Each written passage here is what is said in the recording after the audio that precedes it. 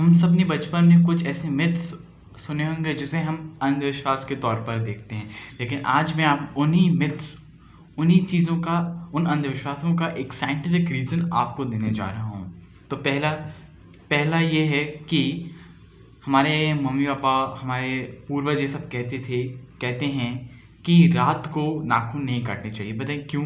क्योंकि रात को नाखून इसलिए नहीं काटते थे पहले, क्योंकि उस टाइम बिजली नहीं होती थी, कोई बल्ब, कोई ट्यूबलाइट, कोई इलेक्ट्रिसिटी की सोर्स नहीं होती थी जिससे रात को लाइट दिख सके।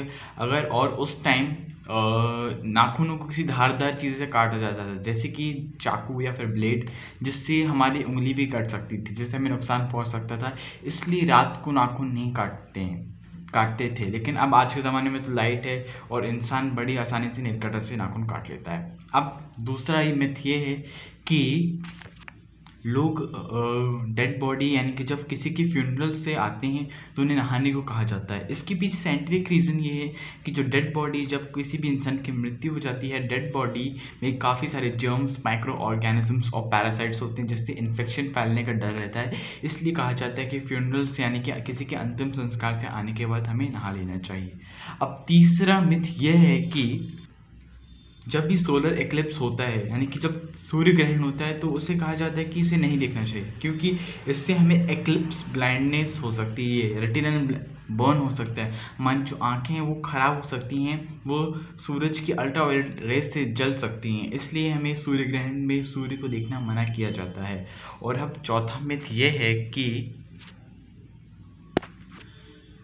चौथा मिथ ये है कि हमें ट्यूसडे और थर्सडे को बाल धोने से मना इसलिए किया जाता है क्योंकि हमारे एंसेस्टर्स, हमारे पूर्वज पानी की वैल्यू को अच्छी तरह से समझते थे। और अब पांचवा मिथ ये है कि हमें रात को पोछा लगाने से मना किया जाता है।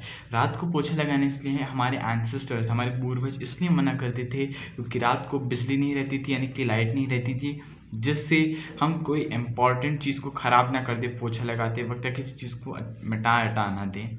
अगर आपको ये सारे साइंटिफिक रीजंस इन अंधविश्वासों के पसंद आए, प्लीज़ वीडियो को लाइक कीजिए, शेयर कीजिए, सब्सक्राइब कीजिए।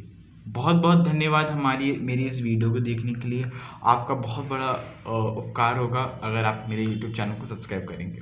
धन्यवाद, बहुत बहुत शुक्रिया।